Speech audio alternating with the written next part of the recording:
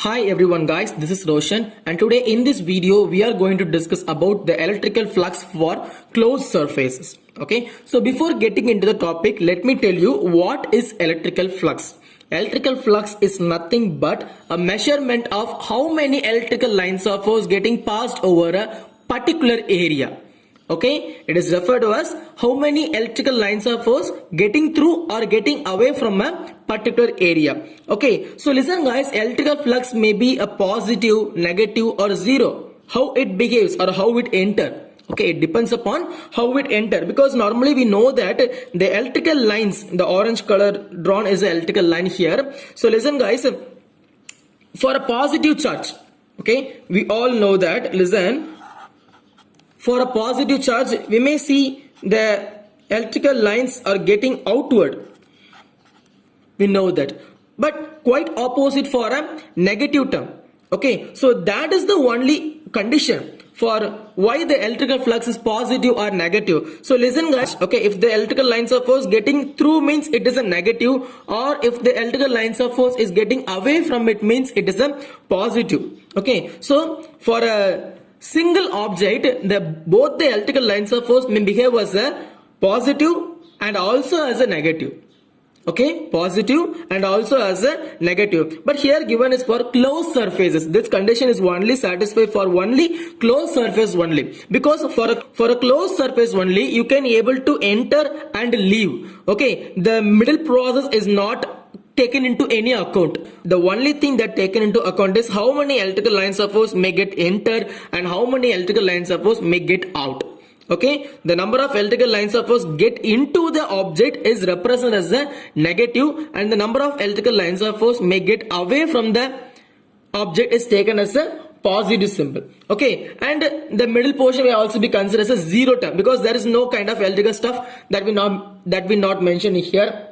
Okay, so listen guys, it should also be represented as whether the theta, if the theta is greater than pi by 2 means. Okay, if the angle between the theta, so what is theta? So this is the area. Okay, this is the area. I'm representing this as a dA, and this orange color line is the electrical field. The electrical field going over. So listen, it is not a straight line. You see, it is a curved path. Okay, so it is a non-uniform electrical field. Okay, it is a non-uniform electrical field. So from here, okay, so from here it is represented as a negative. Okay, from here itself is represented as a negative electrical lines of force. So for negative electrical lines of force, we may get a negative flux only. Okay, so by here, listen, the flux may go outward the area. Okay, the flux may go out the area. So this area, in this area, the electrical flux is considered as a positive electrical flux.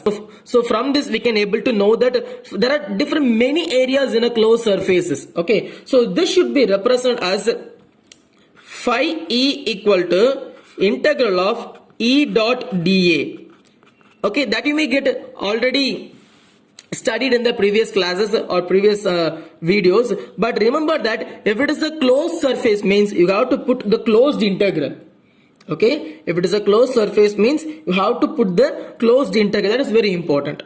Okay, this electrical flux for closed surfaces can be found only by using a formula called as Gauss law. Okay, because Gauss law deals about how the electrical flux may vary or how to measure the electrical flux in a closed surfaces. Okay, so normally we solve these kind of closed surface electrical flux by using Gauss law only. Okay guys, and that's all for now students. I hope you understand this topic very much. So this is the basics for the Gauss law. Okay, by understanding this only you can able to proceed how the Gauss law comes and how to use the Gauss law for a closed surfaces.